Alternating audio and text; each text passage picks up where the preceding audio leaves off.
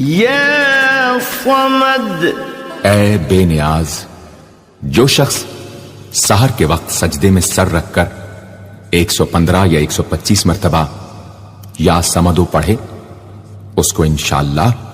ظاہری و باطنی سچائی نصیب ہو، اور جو شخص باوضو اس اسم کا ورد جاری رکھے وہ انشاءاللہ مخلوق سے بے نیاز ہو جائے۔ یا قادر، اے قدرت والے، جو شخص 2 رکعت نماز پڑھ کر 100 مرتبہ القادر پڑھے گا، اللہ تعالیٰ اس کے دشمنوں کو ذلیل و رسوا فرما دیں گے اگر وہ حق پر ہوگا۔ اگر کسی شخص کو کوئی دشوار کام یا کسی کام میں دشواری پیش آ جائے تو 41 بار یا قادر پڑھے، انشاءاللہ وہ دشواری دور ہو جائے گی۔ یا مقتدر،